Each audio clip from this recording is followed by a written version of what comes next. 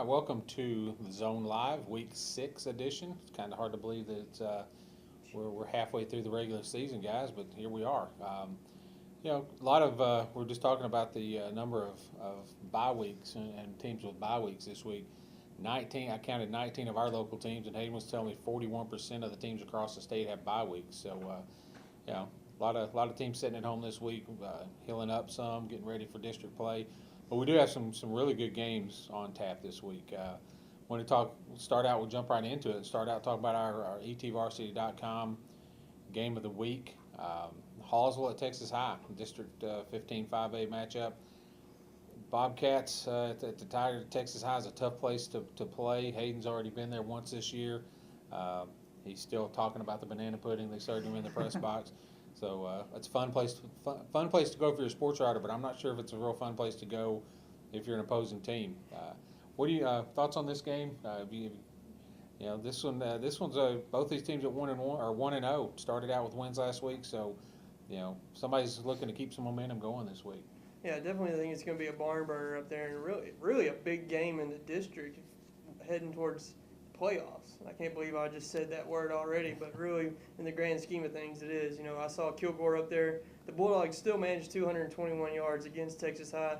They attempted to throw the ball 17 times for 77 yards through there, and were picked off 3 times. So I think that's going to be a big key for what Hallsville's going to try to do offensively against Texas High. Yeah, and as you mentioned, the interceptions, a stat that we'll have in the zone for you, but I'll go ahead and tell you about it. Hallsville has not thrown an interception this year. On offense, Texas High has already 7 interceptions through 4 games. So they are some ball hawks back there in the secondary. But the thing about it, Hallsville doesn't really want to throw the ball anyway. Their ground game is the key for them. So that one, if they can run the ball, they should have some success up there.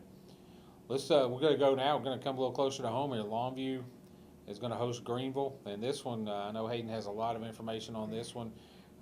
2-2 Lobos. They also started out 1-0 last week.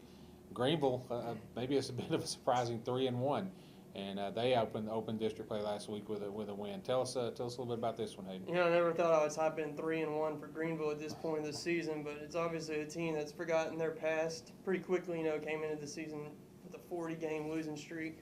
Snapped a district losing streak last week that went back to 2009. So good things are happening for Greenville. For Longview, it's really been all about progression. Since the beginning, had a young team. That progression on both sides of the ball is trending upwards. I don't think they've hit their stride just yet, but they're coming along very well. Offensively, Desmond Chumley, 54% completion percentage, 569 yards, 4 touchdowns. Last week he passed a 50-yard passing touchdown mark in his career. He's got 58 overall. A big part of that is the receivers. What I would say is probably the most improved area on the team. They had early on quite a bit of drops. They're hauling that in, and they're blocking. That's been a big key, and I think that's going to start opening up some things for the Longview, for Lobos and what they're trying to do. We've seen a lot of base kind of stuff now. And now, as they go through, playing Pine Tree, playing Greenville, got them to open it up just a little bit. For Tylen Miller, 330 yards, definitely been impressive.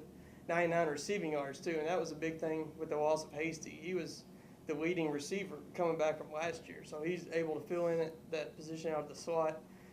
Some things that really stood out to me about Tylen, he attacks the field vertically. Not a lot of dancing. He's a powerful runner. He goes straight through instead of jumping around. He can do that, too. For the Lobo defensive front, scrappy, fast, and one thing about them is they fill in for others' mistakes. They're all right there. Me and Coach Pierce had a good talk the other day. He saw the progression going upwards, really across the way. For Greenville, Crandall Hall leads 15-5A with 549 rushing yards. Darren Williams, a wide receiver, 30 yards per catch, 4 touchdowns. Returned to kick 87 yards last week. Greenville's averaging 27 points per game, yielding 29. Their opponents are 4-14. So that has a little to do with the 3-1 mark.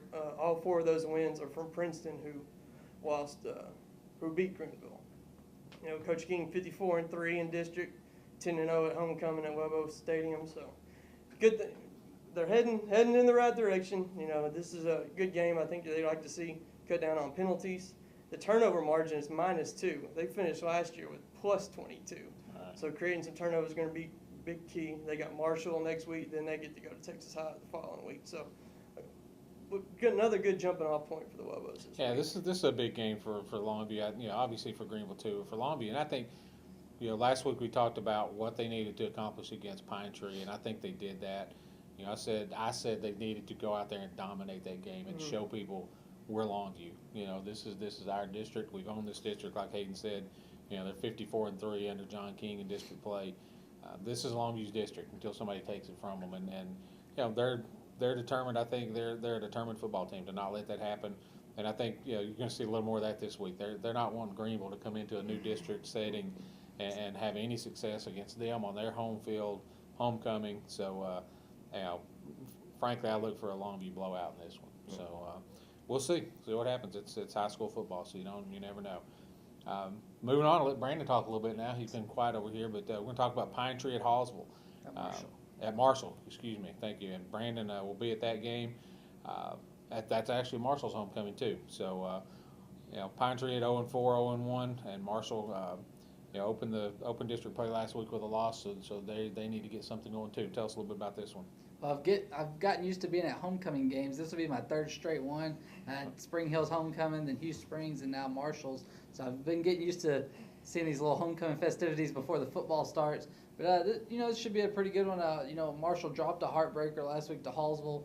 And now they got a Pine Tree team coming in that really needs to, not only hopefully get a win for the Pirates is what they're looking for, but their offense, since that first game, their offense has been struggling to get going. And both these teams, Marshall had some big offensive output the first 2 weeks, but against Parkway and Hallsville, their offense is kind of stalled a little bit. So both teams will be looking to try to score early, and I think the team that limits its turnovers, you always say that, but this one I think is going to be really important since points have been hard to come by for both teams. So it'll be an interesting game for both teams.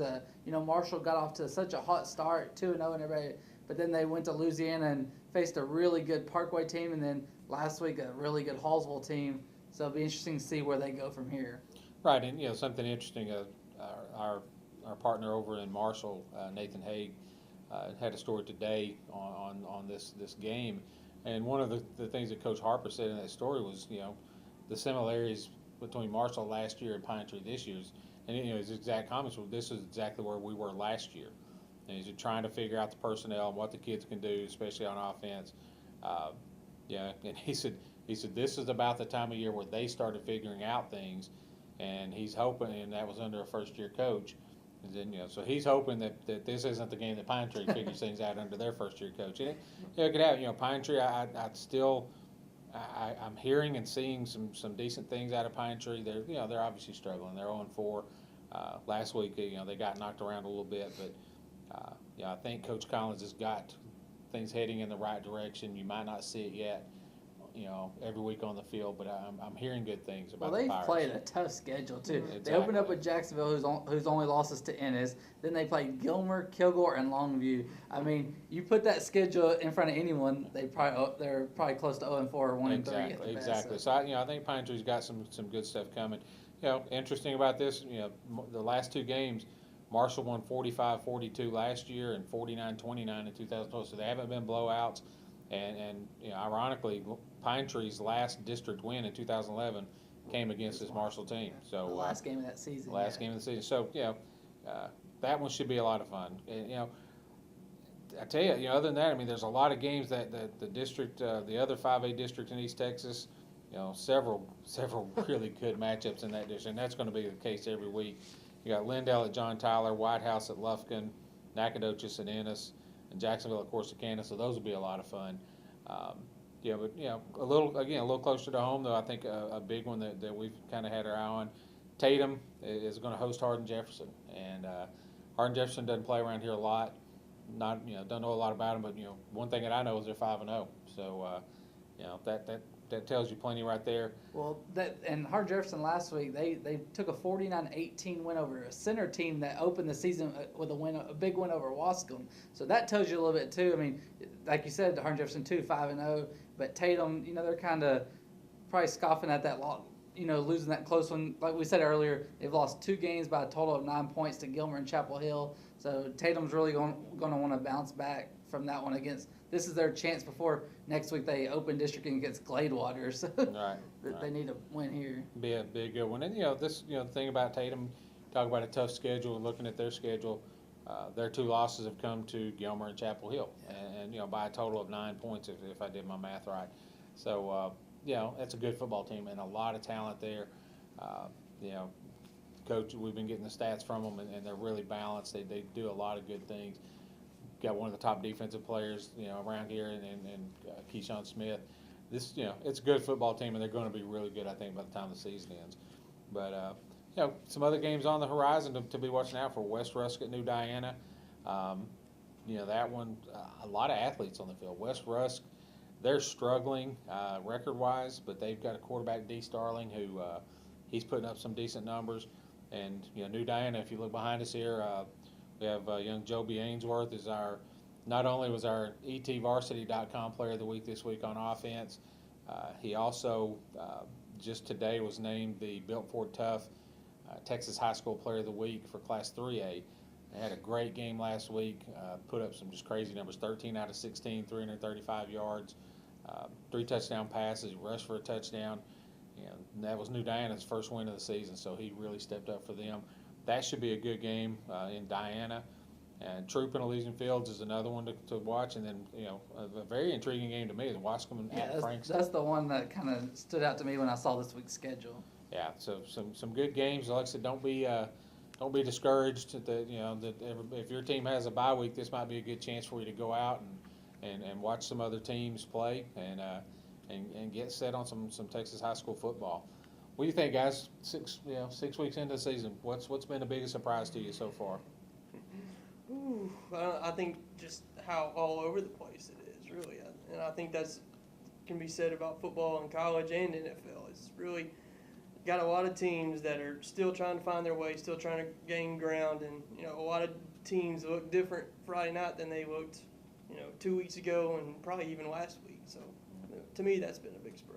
What about you? When you go into a season with certain expectations and you see the names on teams' jerseys and people think, okay, well they're always good, but kids graduate and some of these new kids, it takes them a little time to find out. And so just because the team struggled in non-district, we're about to get in district next week for everybody, and that's when you really start to see things shaking out. And don't be surprised to see some of those teams that are normally good to be there at the end for district titles and throughout the playoffs. Yeah, and I think we'll see a marked difference in a lot of these teams that are off this week, especially. I mean, some of these guys, if they had an injured player 2 weeks ago, that kid might not have played in that game. Now he's off this week for the bye week, so that kid's probably had a couple weeks to get healthy. He's going to be back.